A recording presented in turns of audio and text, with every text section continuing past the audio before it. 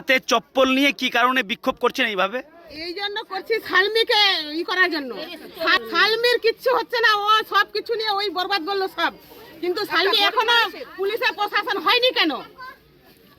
সালমি এসে জমিটা দখল করছে, জমি খাচ্ছিল সারাপতের ছেলে। ও এসে মানে চেল্লু আছে, রহমান আছে, সব কিছু আছে, সবাই দখল করে নিল। কাঁচা ধান কেটে নিল, গহম কেটে নিল, সব কিছু করে সব বরবাদ করে দিল ওরা।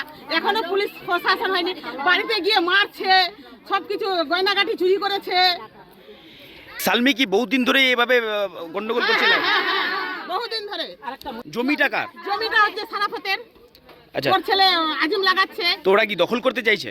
ওরা গায়ের জোরে দখল করছে। এইভাবে অত্যাচার কতদিন ধরে চলছে গ্রামে? প্রায় 6 মাস হয়ে গেল। হ্যাঁ, 3 নম্বর। বলছি আপনারা কোন পার্টি করেন? তৃণমূল। তো তৃণমূল আপনাদেরকেই এইভাবে করছে? আমাদেরকেই করছে। ও ফেল করেছে। ওরা গায়ের জোরে। আচ্ছা, কারণ কি এইভাবে অত্যাচার করার কারণ কি? ওরা শক্তি জোরে, ওরা আউট পার্সোনাল লোক ডাকে আমাদেরকে এগুলো করছে। ওগুলাই ওদের পেট ভরাচ্ছে ওদের। দলবল নিয়ে এসেছিল? হ্যাঁ, দলবল, একদম দলবল।